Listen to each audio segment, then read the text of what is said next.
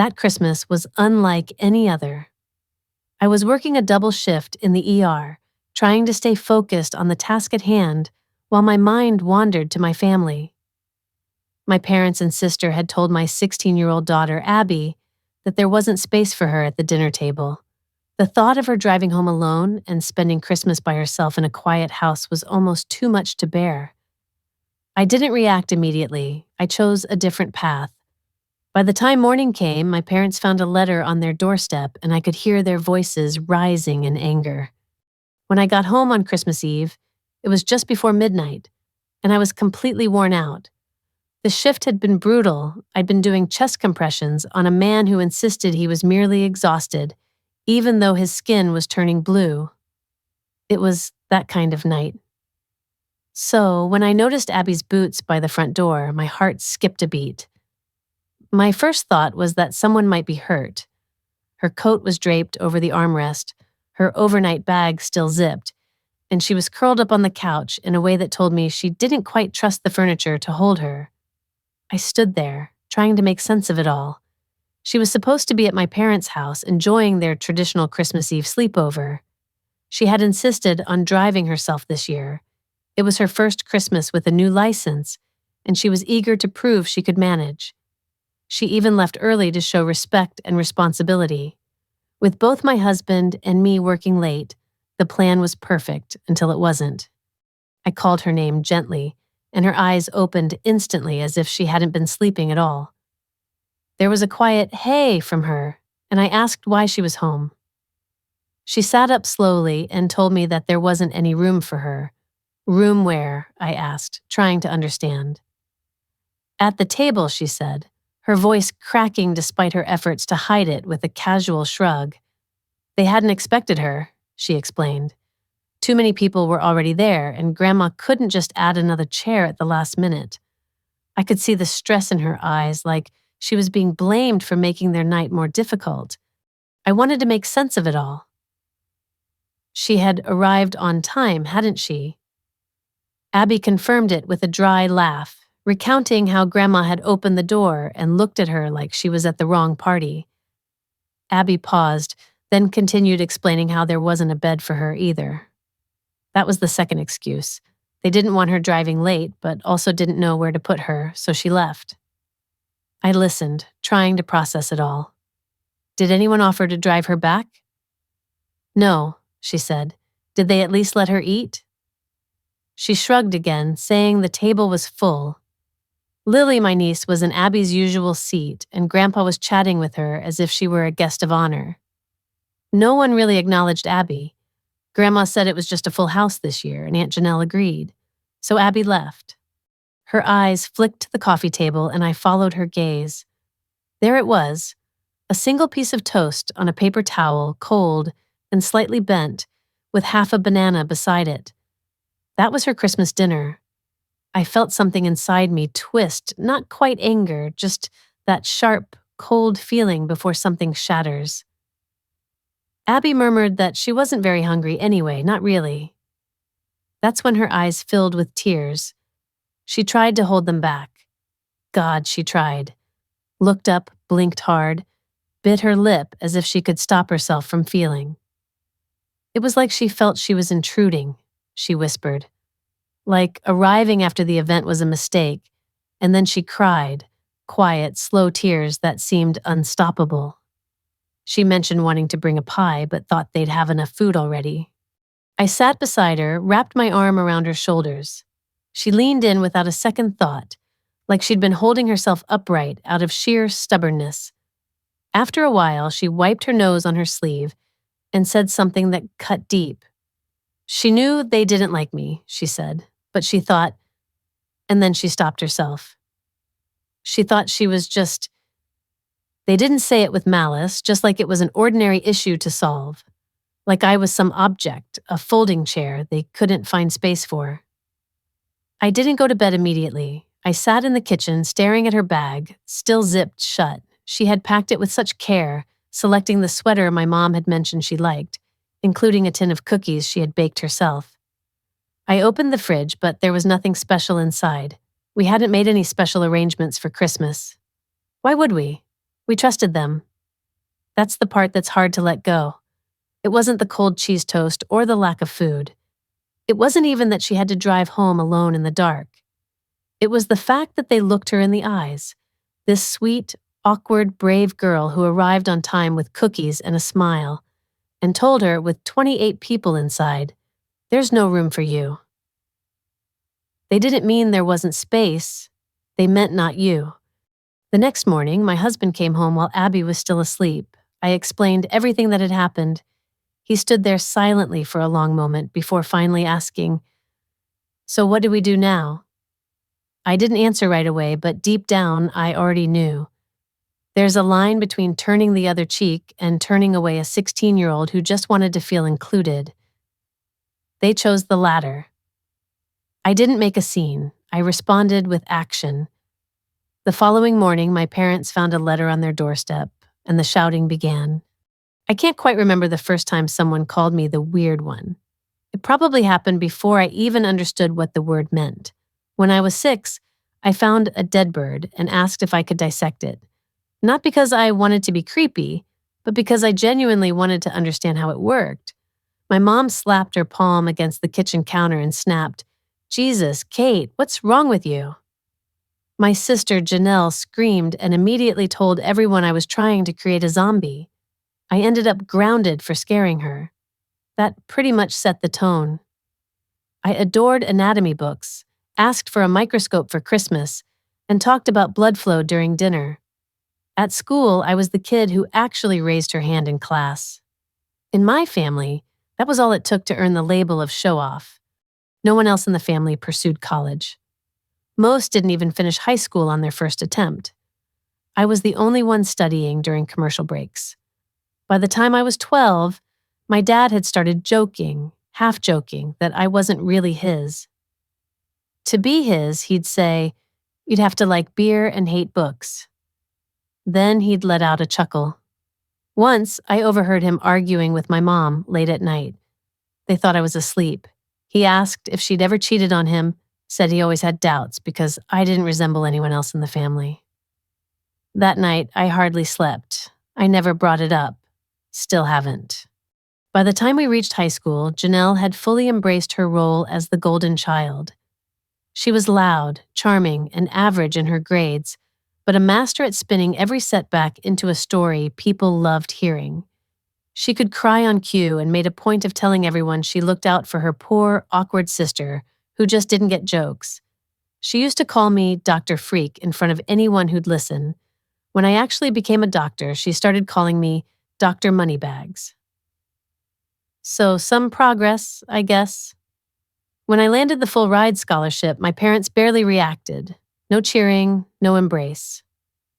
My mom just asked who I thought I'd end up marrying, since guys apparently don't like women who outshine them. I told her maybe I'd marry myself. She didn't laugh. They never gave me a dime. I waited tables all through med school, took the graveyard shifts no one wanted. I came home that night, feet aching, shoulders heavy with the kind of tired that sleep can't fix. My family, though, they saw me as living the dream. No one ever visited to see the reality behind the facade. After years of grueling work, I finally wrapped up my second residency and landed a stable job. It felt like I was no longer just trying to stay afloat. My husband and I met during one of those never-ending night shifts. Romantic, right? If you think shared exhaustion is romantic. Eventually, we moved to a place where we could afford more than just instant noodles. That's when the calls began. They asked for help with the electric bill, co-signing a lease, or talking to a doctor friend about Uncle Pete's back issue. I helped as much as I could, often without a second thought. When my parents were nearing retirement, much earlier than they should have, I stepped in. They never owned a home, always rented. Bad credit, bad luck, whatever the reason was that year. So I bought them a modest 2-bedroom house and handed over the keys. I told them it was a gift, that I'd handle the mortgage. It's in my name, but they live there like it's theirs. I cover the utilities and most medical expenses. I have insurance access. I never said no, at least not until recently. A few months ago, Janelle called. Her daughter Lily, who could do no wrong, had been accepted into a prestigious STEM summer camp.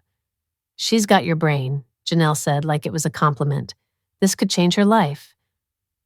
I inquired about the cost. $2,200, she told me, "but it's worth it." That's when I tuned out. Abby never attended a camp like that, not because she couldn't, but because she never asked. She's practical, considerate. She wouldn't dream of asking me for that kind of money, even though she could have. I told Janelle no. Politely, but firmly, I said I was already covering our parents' mortgage, medical bills, and emergencies. I suggested she apply for a financial aid or a payment plan. Janelle's tone shifted quickly. "Wow, must be nice to have everything and still be so stingy. She's your niece. You're just jealous because Lily's actually going places." That comment would have been amusing if it hadn't echoed something my mom muttered a week earlier, thinking I was out of earshot. Apparently, I was holding Lily back, just like I'd held Janelle back by being the smart one who made everyone else look bad, simply by existing. I didn't argue, didn't explain, didn't justify. I just said no, and I meant it. That was 3 weeks before Christmas. Abby was excited about Christmas dinner. She felt grown up, being trusted to drive there herself. She packed an overnight bag and even wrapped little gifts for her younger cousins. I told her I'd see her in the morning and reminded her to text when she arrived. She did, and everything seemed fine. But hours later, I walked through our front door and realized Fine had been canceled. Abby looked up from the couch with a shaky smile that pleaded, "Please pretend this isn't a disaster." She told me in the softest voice that Grandma had murmured there was no space at the table or anywhere else, even though she'd counted 28 chairs in use. A math problem with only one variable, her. I listened, letting her words echo around the room like a dropped suitcase. Then I hugged her and let the silence speak. She fell asleep wearing the sweater she'd chosen to impress them. When the house finally quieted down, I sat alone in the kitchen, staring at the spot where her Christmas dinner should have been. I replayed every mortgage payment, every utility bill, every "just this once" that had turned into a pattern. Sitting here today, I want to share something deeply personal, something that's been weighing on me like a stone. It's about family, gratitude, and the moment the scales tipped to a point of no return. You know, there comes a time when you realize you've given everything, and it's not that there's nothing left to give, but that it's simply not appreciated anymore. I think what broke me was the realization that they'd used my daughter, Abby, to make their point. That was it for me. I felt this switch flip inside, and I knew there'd be no more explanations, no more polite conversations, no more negotiations. It wasn't about deciding if I was going to act, it was just about how soon. The drive that morning was silent. My husband sat beside me, not saying much, but his presence was grounding. The light touch of his hand on my knee was steadying, not quite comforting, but solid and real. That was enough for me. It was the morning after Christmas, and it felt like the world was still in a haze, hung over from all the sugar and wrapping paper. I was hoping we'd find the house empty, but as we pulled into the driveway, I saw 2 extra cars. One was Janelle's, and the other probably belonged to some cousin who'd stayed over for leftovers. We got out, and I clutched the envelope with a tight grip. I hadn't slept well, my mind still buzzing with the scene from the day before. Abby's distress, the untouched dinner tray, everything just simmering in the back of my mind like a blown fuse. I rang the doorbell and waited. No one answered. I rang again and knocked, but still nothing. My husband gently suggested we just leave it. I stood there for a moment longer, then nodded in agreement. We turned back to the car, and I placed the envelope carefully against the doorframe, making sure it wouldn't blow away. As I opened the driver's side door, I heard it, the creak of the screen door, a soft, slippered footstep. I turned around to see my mother stepping out, wrapped in one of those fuzzy robes she loved to wear during the holidays. She was always so proud of getting it for 90% off. She bent down, picked up the envelope, and opened it. I watched as her face went from blank to pale. Then she screamed for my dad, "Frank, get out here. She's throwing us out." My dad appeared at the door, wearing yesterday's clothes, looking bewildered. And there was Janelle, still in her Christmas pajamas, clutching a mug, as if she thought it was going to be another cozy morning. My mom pointed down the driveway, her voice dripping with disdain, calling me ungrateful. We got back in the car and drove away before she could finish her sentence. It didn't matter, though. I knew exactly what she was going to say. By the time we got home, my phone was buzzing with calls and messages. I ignored it at first, but after the 6th call, I picked up. My mom's voice pierced through. No hello, no pause, no concern for Abby. Just anger. "You've lost your damn mind," she yelled. I held the phone away from my ear, but I could still hear my dad shouting in the background, disowning me. They didn't ask why. They never asked what happened with Abby. They didn't even mention her. Not once. I hung up, but the calls kept coming. Janelle started texting, and one of her messages actually said, "This is going to ruin your reputation. Think of your career." I couldn't help but laugh at that. My patients don't care where my parents live. By the evening, my phone looked like it had been through a breakup. Missed calls, texts, voicemails piling up. Even a cousin had the nerve to message, "Not my place, but this feels extreme. You only get one mom." I didn't respond to any of them. The next morning, there was a knock at the door. I looked through the peephole, and of course, it was my mother. She was standing there on my porch in that same fuzzy robe, holding the eviction letter, now crumpled and damp, like she'd been squeezing it in her fist for hours. I opened the door, but didn't invite her in. She didn't wait for an invitation anyway. "You're really doing this?" she hissed. "After everything we've done for you?" I let her words hang in the air for a moment before speaking quietly. "You mean the house I bought for you? The bills I paid? The health coverage I arranged because you needed it?" I remember standing there, trying to keep my face neutral, but inside I was shaking. My mother had just told me that Medicare wouldn't cover my dad's blood pressure meds, and I could see the flicker of irritation cross her eyes before she steeled herself and sharpened her gaze. It was the same look I'd seen 1,000 times growing up, one that said, "We raised you. We gave you everything." But the words I had prepared spilled out before I could stop them. "You didn't even let my daughter eat dinner," I said, my voice steady. That caught her off guard for a moment, but she quickly regained her composure and dismissed it with a wave of her hand. "Don't be dramatic," she said, her lips tight. "We didn't have enough chairs." I couldn't let it go. There were 28 people there, I pointed out, the memory of that crowded room fresh in my mind. Even the neighbor had a seat. Her silence was brief, her gaze cold. I hadn't sent that letter to be cruel. I just needed them to understand that treating Abby like she was disposable wasn't acceptable.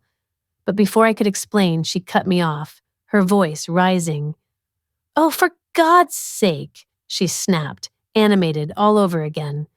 "Stop acting like we're monsters. You're the one tearing your family apart over a misunderstanding, and now you're threatening your own parents." She held up the letter like it was a piece of damning evidence. Then, in a moment that felt almost theatrical, she ripped it in half, tearing it down the center, as if that would nullify the legal process. "That's done now," she said with a smirk, as though she'd just solved everything. "If you want us to forgive you, you'll pay for Lily's science camp and drop this ridiculous tantrum." She smiled, confident that she'd put everything back in order. I stood there, silent, realizing that they hadn't ever taken me seriously. Not when I was a kid, not when I became a doctor, and certainly not now. To them, I was still that awkward girl, obsessed with science, the one they could dismiss without a second thought. They didn't think I had it in me to follow through.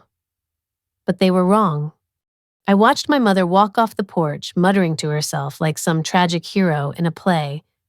I closed the door quietly, maintaining my composure, but inside I was already planning my next move.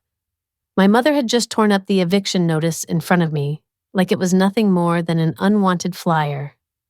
After all that, She had the audacity to smile and demand I pay for Lily's science camp, claiming that then they'd forgive me. It was as if they were the victims, as if turning my daughter away at Christmas was just a minor social faux pas rather than a deliberate act of cruelty. 2 mornings later, I found myself in a lawyer's office, laying everything out: the house in my name, the mortgage I'd been paying for 7 years, the bills, the dental plan, all the quiet sacrifices I'd made. The lawyer didn't even flinch. "I assume you want a formal eviction," he said calmly. I nodded, feeling a strange sense of relief. The notice went out that same week. 60 days, paper stamped, signature acquired. This time, they couldn't just tear it up and pretend it never existed. I kept up with the mortgage. I wasn't about to let my credit suffer for the sake of making a point. But everything else? Gone. Utilities, cable, medical reimbursements. They were about to find out what no support really looked like. 2 weeks later, there was a knock on my door. It was Aunt Elaine, the one I used to think of as the good aunt. She had a tin of cookies and a look of concern that seemed rehearsed. "Kate," she started, "I just want to talk." I let her in, already knowing why she was there. We sat in the kitchen, and I poured us both tea, though neither of us touched it. "It just doesn't sound like you," she said, her voice gentle. "Throwing out your parents over a misunderstanding?" I couldn't help but laugh, though there was no humor in it. I told her everything: the house, the bills, the betrayal on Christmas Eve, how my parents had managed to make room for 28 people, including a random neighbor and 2 cousins I hadn't seen in a decade, but not their own granddaughter. Aunt Elaine's face paled, her expression shifting to one of disbelief. "I didn't know," she murmured. "They didn't tell you," I corrected, watching as she left, looking like someone who had just heard something they wished they could unhear. 3 days later, I found myself alone again, but this time, there was a new sense of calmness, the kind that comes from finally standing up for yourself, even if it means standing alone. A few weeks ago, I received a text message that left me bewildered. I didn't fully grasp its meaning at first. About a week before a significant deadline, my lawyer reached out to me. He informed me that there had been no progress on their part. My response was straightforward: "Then we proceed." That very day, I decided to list the house for sale. I priced it fairly, without inflating the value, as my main goal was simply to bring closure to this chapter of my life. It wasn't long before a buyer showed interest. The neighborhood was a magnet for families, and the offer came with just one stipulation: the house needed to be vacated completely. My real estate agent reminded me about the requirement for vacant possession, and I acknowledged it. When the eviction day arrived, I chose not to be present. The new owners took care of everything through the proper legal channels. From what I heard, the situation was unpleasant, but whatever followed wasn't any easier either. As expected, my sister Janelle stepped in to take them in. She has always enjoyed portraying herself as the more compassionate sibling. She went so far as to give interviews to our cousins, acting as if she was on some kind of press tour. She told them I was abandoning them, supposedly over a single misunderstanding during the holidays. 3 weeks passed, and Janelle appeared at my doorstep. Her appearance was disheveled, eyes red from what I assumed was lack of sleep. She didn't bother with pleasantries. She simply stated, "I can't do it." She described the constant bickering among them. My mom complained about the cramped living room, and my dad grumbled about her kids being too noisy. They wouldn't even agree to share a bathroom. Janelle said she was on the brink of losing her mind. I stood there, leaning against the doorway with my arms crossed. She suggested they needed a rental and that I could at least help with a deposit, but I reminded her of her inaction when they turned Abby away on Christmas Eve. That was her choice, and this was mine. Janelle seemed taken aback, hesitated for a moment, and then left without another word. A week later, she evicted them as well. They ended up in a rental that was far from ideal. 2 tiny rooms, a single space heater, and a front step that looked like it could give way at any moment. Their pensions were barely enough to cover essentials like rent and groceries. The vacations were no more, the dinner parties ceased, and the anniversary cruise they had been planning was forgotten. They began reaching out to relatives, trying to garner sympathy. They claimed I had abandoned them without warning, painted me as unstable and cold, as if I had always been that way. But by then, I had already had quiet conversations with the uncles and cousins, providing them with evidence. I sent them proof like scanned bills I had covered and a copy of the eviction notice, properly time-stamped and certified. One cousin simply responded with wow, while another sent a thumbs-up emoji. No one was eager to rescue them, and neither was I. 2 months later, Abby and I found ourselves on the porch sipping iced tea. We had no plans, no need to pretend, just enjoying a peaceful afternoon. Abby mentioned that she didn't miss them, and honestly, neither did I. My phone buzzed with a message from an unknown number. Without thinking, I opened it. It read, "Hope you're proud of what you've done." I deleted it immediately without hesitation or reaction. Abby casually remarked that they'd probably text again, as they always do, but I knew they were no longer my concern. They had once told Abby there was no room for her at their table. Now there was no room in our lives for their cruelty, control, or manipulation. Fast forward 2 years, and they're still in that dilapidated rental, still blaming everyone but themselves for their situation. Meanwhile, Abby is thriving, pursuing her passion in her studies. The money from the house sale did more than just cover her tuition. It provided her with peace and gave me a sense of closure. I don't return their calls or offer support, and I sleep soundly at night. I made the decision to protect my daughter, to choose her above all else, finally. Yet I can't help but wonder if I went too far or if I did just enough. Let me know your thoughts in the comments, and don't forget to subscribe and hit the bell if you want to hear more stories like this.